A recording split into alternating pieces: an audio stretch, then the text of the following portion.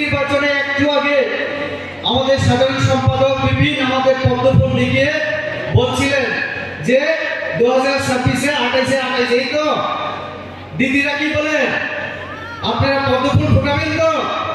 আমাদের এখানে 3টা আছে কিন্তু আইডিসিতে 3টা পদ্মফুল ফোটাতে পারবেন তো? দিদিরা কি বলেন?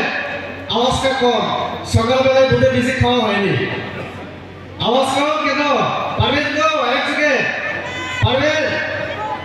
আর দাদারা তো সবসময় মাঠে ময়দানে, দাদারা আপনারা পারবেন তো? এই দেখুন আওয়াজটা কিন্তু তাদের অন্যরকম। তো কাজে এই জোশটা নিয়ে আমাদের কাজ করতে হবে। কেন এই ঋষিতে আমাদের দরকার? পদ্মফুল কেন দরকার?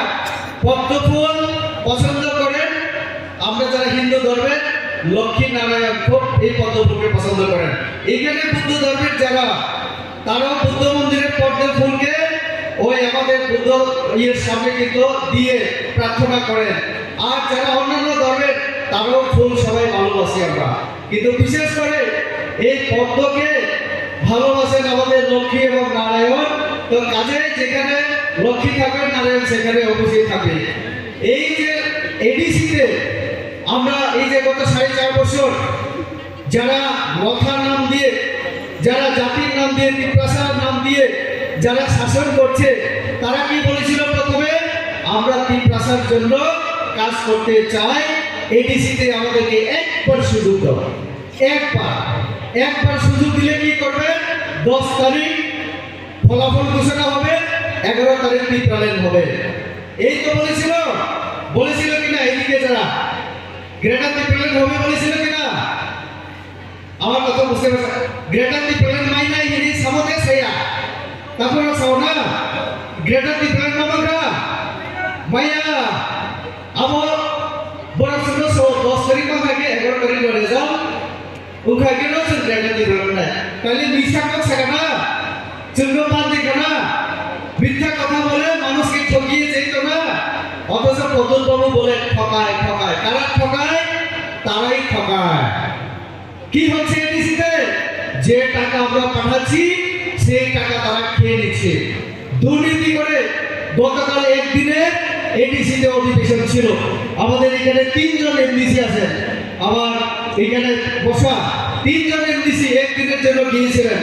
সেখানে অডিট নিয়ে চর্চা হয় না, মানুষের উন্নয়নের জন্য কোনো চর্চা হয় না।